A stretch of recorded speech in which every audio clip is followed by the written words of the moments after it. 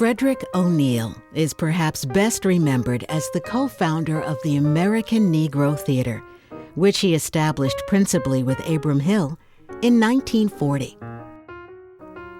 Like Frederick Douglass, for whom he was named, O'Neal was endowed with unimpeachable integrity and self-determination. In 1936, I came to New York, and there my first work was with Dick Campbell in his particular group there, the Rose and the Clement Players. When I met Abram Hill, I thought to myself, what better place than New York to start this kind of thing? So in talking with Abe, we decided that after quite a few meetings, we decided we'd call in some other people. We called in about 6 other people. We had a meeting one night, and we decided to start the American Negro Theater. This was in 1940, early in the spring of 40. We finally managed to get on our first production, which was on Stryver's Row.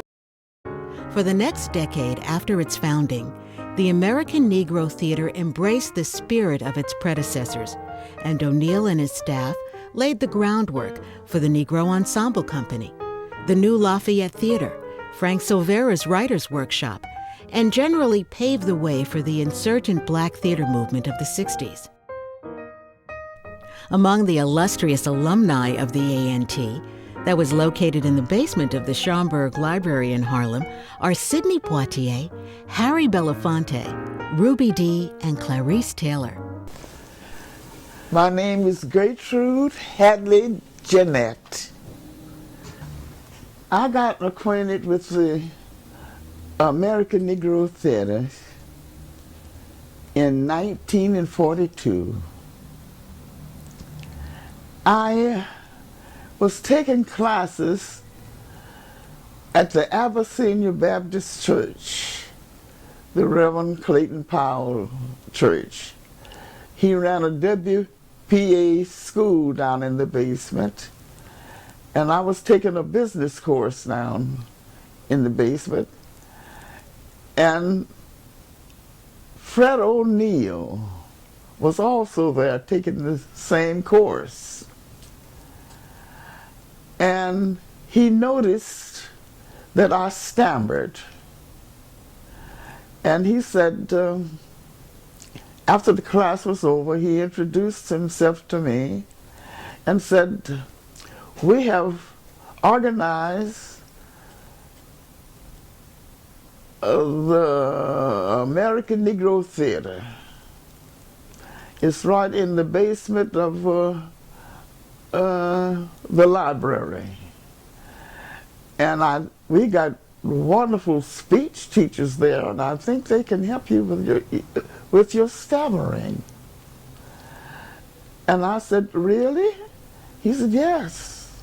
He said, come around and join us. So later I did go around. I joined the American Negro Theater to take what I thought would be just a speech class. But the rule was that you'd have to take the whole course. That meant acting, lighting, dancing, voice, cleaning toilets, cleaning stage, painting flats. All of that was included in the course. Fred O'Neal was a splendid actor. He had worked in a company up in Harlem called the Rose McClendon Players. He'd worked there before he and Abe Hill formed the American Negro Theater. And I like to think of him as see, you're not born knowing how to do these things. You're born with great, what we call talent, which really is possibility more than anything else. And it really is hard work more than anything else. The doing of something over and over and over until it seems effortless. The American Negro Theater was one of the first theaters that said, we can do it ourselves. And they had 2 or 3 projects that switch, when you can do it yourself, white Americans always say, oh, wow, we better grab that. So they grabbed Anna Lucasta, moved to Broadway, and moved those artists into another kind of economic structure. And that economic structure meant, wow, man, I can pay my rent now. I can send my kids to school now. I can get paid for my art. Okay? While nationalists said, okay, I'm going to get me a regular job and do my art on the side. My art is never going to be able to pay for sending my kids to school, paying my rent. I got to get me a regular job.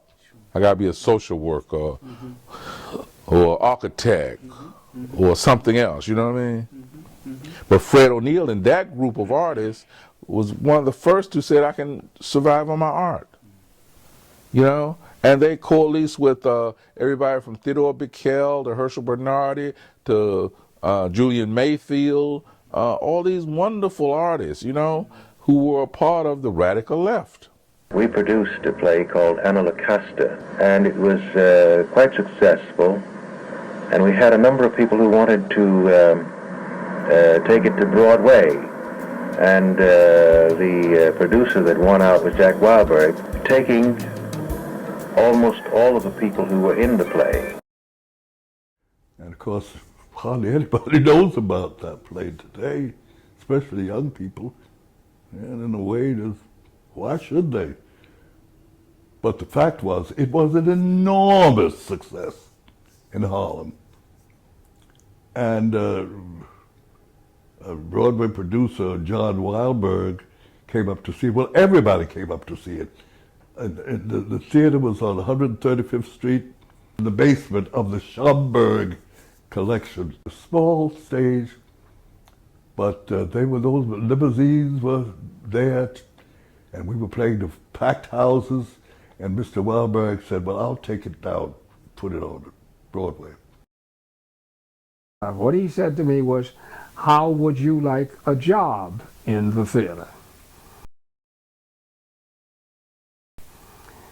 Well, theater majors of any race at any school would kill to hear something like that.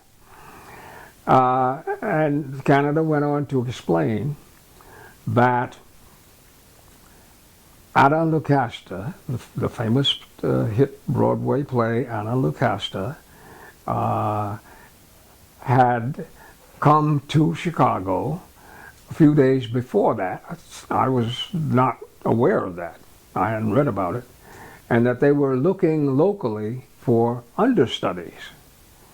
And he told me to go the following Wednesday afternoon after the matinee performance, and to ask for the director, the Englishman named Harry Wagstaff Gribble, and additionally to tell Gribble that Canada Lee had sent me. He said, be sure to tell him that. I said, okay. Now, I neglected to point out that the summer before going to Northwestern, after I had ceased my job as the wartime substitute, etc., to get ready to go to school out in Illinois, that I had come to New York for a week's vacation, and that I had gone to see Anna Lucasta on Broadway. And of course I was elated to see that this company was on Broadway, etc. But I didn't know that they had moved to that they had moved the original company from New York to Broadway and had installed a new company headed by Ruby Dee in New York. The original company featured Hilda Sims in the title role, and Fred O'Neill was in the cast. Alice Childress was in the and her husband Alvin. They were in the cast. There was a a young man named George Fisher, who was in the cast, who years later changed his name to Brock Peters. Right. So anyway, I went down and told Mr. Gribble that Canada Lee had sent me. So he squinted at me over his glasses. He had a mustache, and he was quite an English, gruff Englishman, you know. And he picked up a script and he said, turn to page so-and-so and read Rudolph. Well, I turned to page so-and-so and I read Rudolph, and he scowled. And he said, take the script home and come back next week, same time. And he walked off.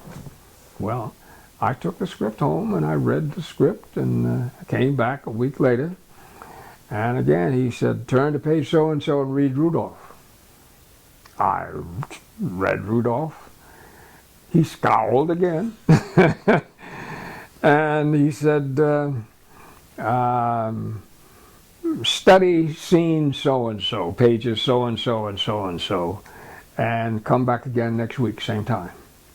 All right, I studied the scene, and I came back the next week. This time, he had me read a scene with an actress.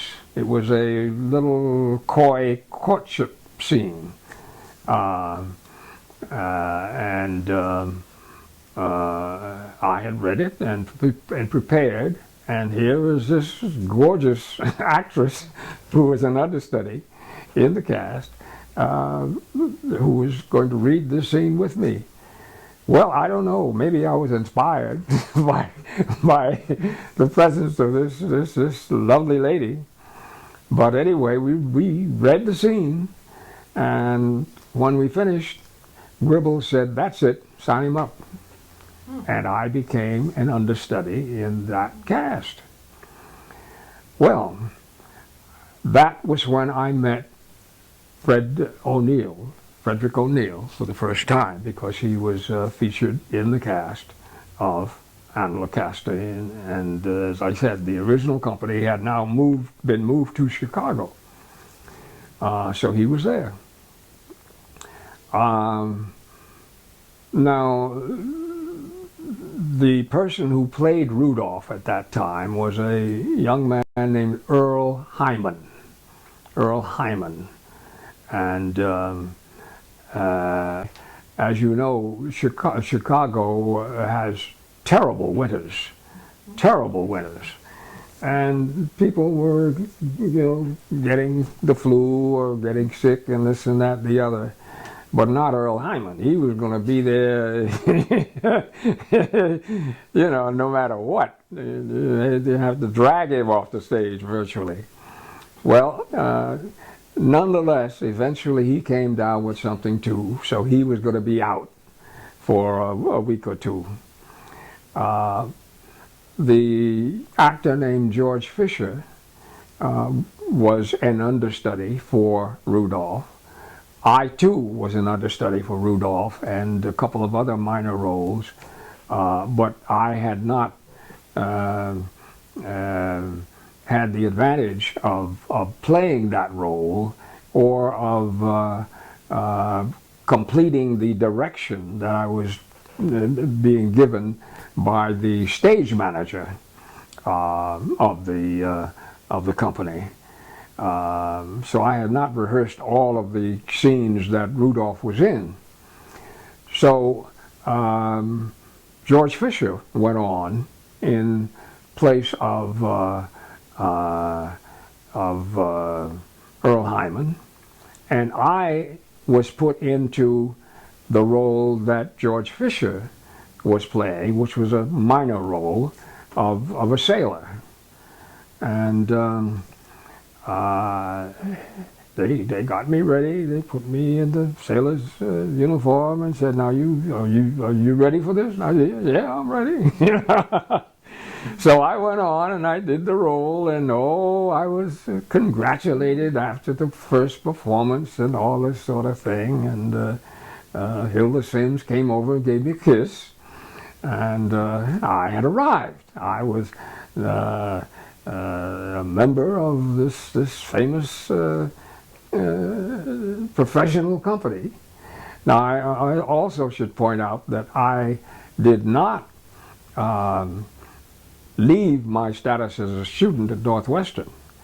I went to my classes in the day, and then went to rehearsals and the matinee performances in the afternoon, and then the evening performances, etc. But I was keeping my scholarship. I was keeping that going. When I graduated from Northwestern, I sent out, of course, the usual announcements of my graduation. I didn't expect that, everybody to apply or anything of the sort. But I sent one to Fred, and lo and behold, Fred sent me a beautiful alligator wallet as a graduation present. Now, I hadn't seen him for years, really, at that point. But I was happy to get that. I did come into New York and did make an effort to concerning the American Negro Theater, which was on its last legs at that point. There were a couple of meetings or gatherings, let's put it that way, having to do with the American Negro Theater on 125th Street. And I recall going to a couple of those, but I never really joined because it was not the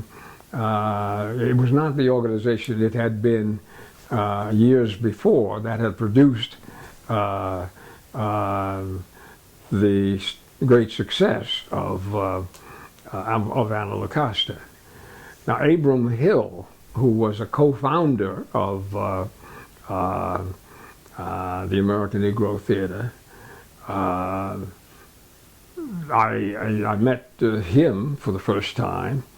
Abram had worked with Gribble in refashioning Philip Yordan's play into an African American milieu. And he said, and he and a number of other people said that the success of Analocasta in effect destroyed the American Negro Theater, because prior to that they had a flourishing thing going for a while in Harlem, but then when Broadway fame and Broadway money factored in, then that in effect destroyed the American Negro Theater. Now, I can't recall the specifics of my resumption of friendship with Fred O'Neill at that time, but I do recall that he was prominent in Actors Equity, and he was involved with Actors Equity, which was overwhelmingly white, of course, at that time, and still is. But eventually he decided he was going to run for president of Actors Equity. Well, those of us who were black and a number of whites as well were elated and prepared to support him. And it seemed propitious at the time that he would gain the office, because the long-serving president at that time, an actor whose name is on the tip of my tongue, but I can't think of it now, a white actor, having served for a number of years, announced that he would not serve anymore. He was stepping down. And so Fred threw his hat in the ring. I'm sure there were other hats as well, but we were prepared to support Fred. However, behind closed doors, other people who were prominent, or well, they didn't necessarily be prominent, but there were people who got together with the white president who was stepping down and persuaded him to change his mind. They persuaded him to run again for another term, 4 years, whatever it was. So out of the blue, he then announced that he was going to run after all. And that meant that Fred was defeated. He ran, but he was defeated. 4 years later, or whatever the term was, this particular actor said he definitely was not going to run again. And in the meantime, great support swelled up for Fred, and he was elected president of Actors Equity. Despite a remarkable debut on stage in the 30s, critically acclaimed Broadway performances in the 40s, and impressive film credits in the 50s, O'Neill was not content to get a mere foot in the door of the Great White Way in Hollywood while suffering through a welter of stereotypical roles. I think Mr. O'Neill really was a trade unionist who came along the same time as a lot of other great actors. Acting is probably one of the few places where you've got more unemployed people all the time than you have employed people. And that's probably the norm for just regular actors. But when it comes to black actors, given all the other dynamics around it, I think Mr. O'Neill brought a particular perspective to this issue. The question of quality parts, the question of regular work, the question of fair treatment, fair, decent contracts. I met Mr. O'Neill when he became a member of the Executive Council of the AFL-CIO. And those were the kinds of issues that just sort of found their way into the actors movement. And he at that time was president of Actors Equity, an organization that represents just tremendously talented folk. But at the same time, black actors had their troubles just as a part of just having a meaningful career. I listened one time as Harry Belafonte talked about the struggles of actors, Cindy Poitier and others, trying to get decent parts, trying to get decent contracts, trying to get quality parts. And I think Fred came into the labor to advance that cause. Fred was a political activist as well. And the trade union gave him a platform to both carry on his career, to argue on behalf of decent treatment of actors, and at the same time be a force in the political life of the country. Meanwhile, O'Neill was a tireless advocate for the arts through his union activity, and most notably his leadership of the Actors Equity Association from 1964 to 1973, where he was the first African-American president. And the dedication he invested so relentlessly on behalf of such prominent local institutions as the Harlem Cultural Council and the Schomburg Corporation was also extended to the international arena. It was not until his final breath in 1992 that O'Neill relinquished his place on the ramparts for the arts and black theater.